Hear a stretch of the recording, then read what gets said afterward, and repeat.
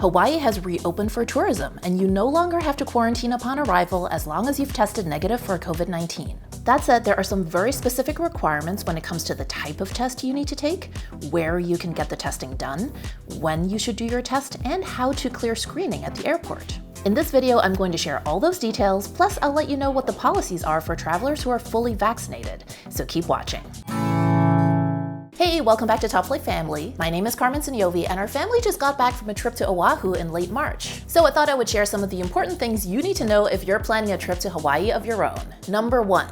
Masks. The first thing to note is that throughout Hawaii, everyone age 5 and older is required to wear a mask both indoors and outdoors. If that's going to be a problem for you or your family, I would suggest picking a different destination. Of course, if you're at the beach or pool and socially distanced, it's fine to take off your mask. But expect to stay masked up in all public areas, even if you're outdoors. While we were in Oahu, there were several news reports about travelers who were refusing to wear masks outdoors, saying that their home states didn't require it, so because of that, they didn't feel like they had to wear a mask outdoors in Hawaii either. Let's be clear, if you travel out of state or out of the country, you need to follow the policies of that destination. It's completely irrelevant what the mask policy in your home state is because you're not in your home state. Number 2. NAAT test. Unless you're super eager to do a 10-day quarantine, you will need to get COVID tested before you go to Hawaii. Every traveler who's 5 or older needs to take a very specific type of COVID test called an NAAT test within 72 hours of your departing flight. We've been to several destinations already that require COVID tests, but they usually break down as requiring either a rapid test or a PCR test. Before we started planning this trip, I'd never actually heard of an NAAT test. If you've watched this channel before, you already know that I'm a nerd, so I did my best to better understand the NAAT. But I have to say that even after a lot of online research and talking to a few testing providers, I'm still a little confused by how NAAT tests fit into the framework of rapid versus PCR. As far as I can tell, NAAT is a specific technique you can use to run the test, and that technique can be done as either a rapid test or a PCR test. But don't quote me on that. If you're a healthcare provider who's familiar with NAAT tests, feel free to leave a comment and explain it to the rest of us. I know that I would definitely like to learn more about it. Number 3. Trusted testing partners. You can't get your NAAT test done just anywhere. Hawaii will only accept results from one of their pre-approved trusted testing partners. You can find this list on hawaiicovid19.com, which is the state's official portal for all things related to COVID-19. If you look through this list, you'll find that there are lots of options for West Coast travelers. Most of the providers listed are based in states like California, Washington, and Oregon.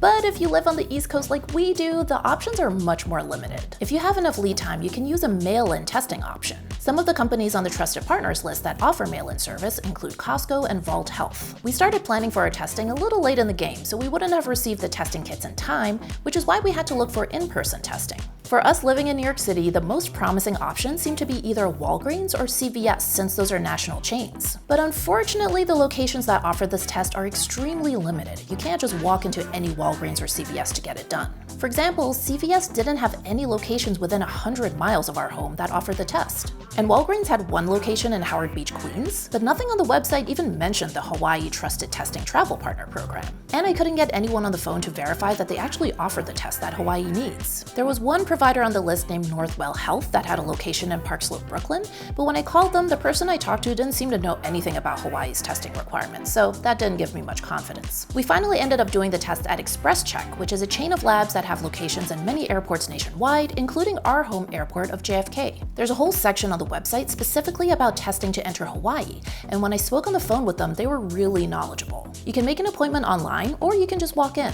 Testing was a pretty efficient process, and we waited there while they processed the results, which took about 30 or 40 minutes. We did the test a couple days before we flew, just to be on the safe side. But if you got to the airport early enough, you could probably do it on the same day as your flight. Express Check definitely wasn't cheap though. It cost us $180 per person. So I would definitely recommend that you start researching testing options and costs as early on as possible, and account for that in your travel budget because it might not be covered by your health insurance. Another testing option you can look into is through your airline. Clear, which is a service we use to get through airport security quickly, offers its own testing options for 2 specific flights, Delta DL480 and United UA 1158, which are both from LAX to Honolulu. So if you're taking either of those flights, you might want to see if you can get your testing done through Clear. By the way, if you're new to this channel, we're the Sognonvi family and we work full-time as travel creators. We're all about inspiring families to explore the world together in comfort and style. We share tips on how you can save time, reduce hassle, and maximize comfort when you travel with kids. If that sounds good to you, please subscribe and turn on notifications so you don't miss our next video. Our family has set a goal of visiting 21 resorts in 2021. Why resorts? Well, we actually have a whole video that explains that, which I'll link down below. I'll also link to our 21 resorts and 2021 playlist so you can check out all the properties we're visiting. While we were in Oahu, we stayed at 3 different resorts: Four Seasons Oahu, Alohilani, and the Ritz-Carlton Waikiki Beach. I'll link below to our videos about each of those resorts as well. Number 4, the 72-hour rule. Your NAAT test has to be done 72 hours or less before your departure. But one important thing to remember is that the 72 hours counts for the flight that actually gets you into Hawaii. For example, we flew from New York to Seattle and then from Seattle to Honolulu. If we had calculated the 72 hours from our New York departure, the test would have been taken too early, it would have been invalid, and we would have been turned away at the Honolulu airport. So remember, if you have a connecting flight, make sure you get your test done within 72 hours of the final leg that gets you into Hawaii. Number 5, what if you're vaccinated? Even if you're fully vaccinated already, you will still need to show a negative COVID test in order to enter Hawaii. As you've probably heard by now, the CDC issued new guidelines on April 2nd, saying that if you've been fully vaccinated and you're traveling domestically, you do not need to test or self-quarantine anymore. However, these guidelines do not apply to Hawaii. You still need to be tested. Number 6, the Safe Travels Hawaii program. Once you've received your negative COVID test results, you'll need to register with the Safe Travels program at travel.hawaii.gov. You'll create an account and enter your personal details. Then you'll create a trip, entering all your flight details, where you'll be staying, and you'll also upload your negative test results. When your application has been approved, you'll receive a QR code by email, which you can show at the airport to bypass the mandatory 10-day quarantine. One thing to know is that some hotels and car rental companies won't accept just a screenshot of the QR code. They will require you to actually log into the Safe Travels Hawaii website on your phone and show it to them that way so that they can verify its authenticity. So definitely keep that website bookmarked on your phone and remember your username and password because it's likely that you'll need to use them more than once during your trip.